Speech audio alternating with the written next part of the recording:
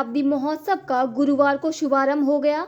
सुबह 8:30 बजे शहर में प्रभात फेरी निकाली गई, जिसमें एनसीसी कैडेट शामिल थे। शहर के विभिन्न मार्गों पर भ्रमण करने के बाद लालबाग पार्क पहुंचकर प्रभात फेरी का समापन हुआ। शहर के लालबाग पार्क में शहीद स्तंभ पर पुष्प चक्र अर्पित कर कार्यक्रम की मुख्य अतिथि प्रभारी मंत्री स्वाति सिंह व डीएम विशाल भारद्वाज ने शहीदों को नमन किया। इस दौरान स्वतंत्रता संग्राम सेनानी शिव नारायण लाल शर्मा और अन्य स्वतंत्रता संग्राम सेनानियों के परिजनों को अंग वस्त्र व स्मृति चिन्ह प्रदान कर सम्मानित किया गया। अपने संबोधन में प्रभारी मंत्री ने कहा, 4 फरवरी 1922 को गोरखपुर में आज़ादी की लड़ाई के दौरान चौरी चौरा कांड हुआ था। यह महोत्सव चौरी चौरा कांड के 100 वर्ष पूरे होने पर मनाया जा रहा है। उन्होंने कहा, जंगे आज़ादी में सीतापुर का भी सराहनीय योगदान रहा है।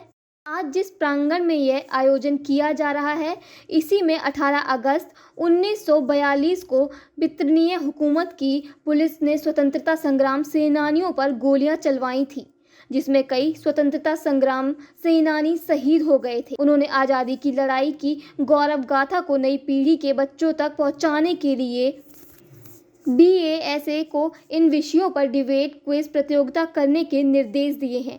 उन्होंने कहा, बच्चों को अपने जिले का इतिहास पता होना चाहिए। इस मौके पर मिश्रिक विधायक रामकृष्ण भार्गव, भाजपा जिला अध्यक्ष अचिन मल्होत्रा, ADM विनय पाठक, नगर मजिस्ट्रेट अमित भट्ट, ASP राजीव दीक्षित, भगवती गुप्ता आदि मौजूद रहे।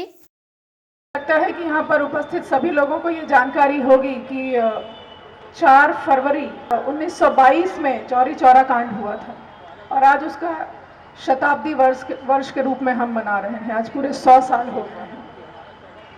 अगर मैं सीतापुर की बात करूं तो सीतापुर भी आज़ादी की लड़ाई से अछूता नहीं रहा है। अभी हम सब शहीद स्मारक पर हम लोगों ने पुष्पांजलि अर्पित किया। हम लोगों ने उनको, सभी शहीदों को हमने याद किया। मैं बताना चाहूँगी कि जिस प्रांगण में हम हैं, जिस लाल बाग में हैं, पहले इसका नाम मोती बाग था और 18 अगस्त 1942 में स्वतंत्रता संग्राम सेनानियों ने यह निर्णय लिया कि 18 अगस्त 1942 में हम इसी मोती बाग में एक सभा करेंगे और अंग्रेजों भारत छोड़ो आंदोलन का आगाज उन लोगों ने किया था। उस अंग्रेजों भारत छोड़ो आंदोलन में उनका भी पूरा सहयोग मिल रहा था, सीता कपूर का भी पूरा सहयोग था और इसीलिए उन लोगों ने यहाँ पर सभा का आयोजन करने का दृढ़ संकल्प लिया। लेकिन ये कहना गलत नहीं होगा कि शायद ये दूसरा जलियांवाला बाग अंग्रेजों ने बना दिया था। उन लोगों ने गोलियों से उन सबको छलनी कर दिया। यहाँ बहुत सारे लोग शहीद हुए। वो अलग बात है कि उन लोगों ने सिर्फ हम लोगों को 8 ही शहीदों के शरीर को उन्होंने दिया था, उनके पार्थिव शरीर को हमें दिया था। 8 में भी 6 ही लोगों का नाम यहाँ पर शहीद स्मारक पर है। मैंने डीएम साहब से आज पूछा कि 6 लोगों का ही नाम क्यों है, तो उन्होंने बताया क्योंकि 2 लोगों को आइडेंटिफाई नहीं किया जा सका था।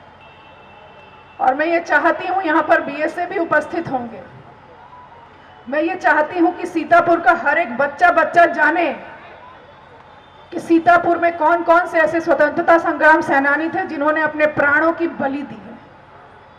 क्योंकि इस बात को आप कल्पना नहीं कर सकते हैं, अगर हमें एक दिन घरों में बंद कर दिया जाए, ज़्यादा पीछे जाने की ज़रूरत नहीं है। कोविड के दौरान हम सब अपने घरों में बंद थे। आप सोचिए कितना घुटन का माहौल था। बहुत सारे लोग डिप्रेशन का शिकार हो गए। ऐसे माहौल में हमारे देश के लोग रहते थे और ऐसे माहौल में रहकर उन लोगों ने अपने प्राणों की बलि देकर हमें आज़ादी दी, हमें एक स्वतंत्र भारत में सांस लेने का रास्ता उन्होंने दिखाया और आज हम स्वतंत्र भारत में रह रहे हैं। इसलिए मेरा आग्रह है डीएम साहब आपसे भी कि यहाँ पर BSA को बोलिए कि हर कार्यक्रम में, जो 26 जनवरी, 2 अक्टूबर, 15 अगस्त जैसे कार्यक्रम में आज हमने चौरी चौरा महोत्सव 4 फरवरी, हर साल 4 फरवरी को और 18 अगस्त को भी, क्योंकि 18 अगस्त 1942 को ही हमारे सीतापुर के स्वतंत्रता संग्राम सेनानियों ने अपने प्राणों की बलि दी थी। इन विषयों पर डिबेट जरूर कराइए और साथ ही साथ बच्चों का क्विज कराइए ताकि उनका भी ज्ञानवर्धन हो, उत्साहवर्धन हो। और ये इसलिए भी आवश्यक है क्योंकि जब आप भविष्य में कभी भी किसी कॉम्पिटिटिव एग्जाम में जाएंगे और आप बताएंगे कि आप सीतापुर के रहने वाले हैं, तो आपसे ये सवाल जरूर पूछे जाएंगे। आई इंडिया से विपिन राजवंशी की रिपोर्ट।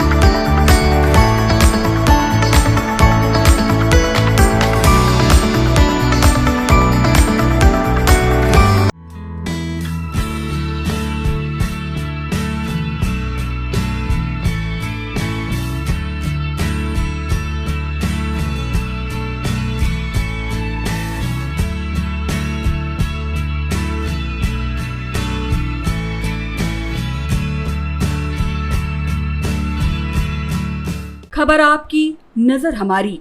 देखते रहिए आई इंडिया।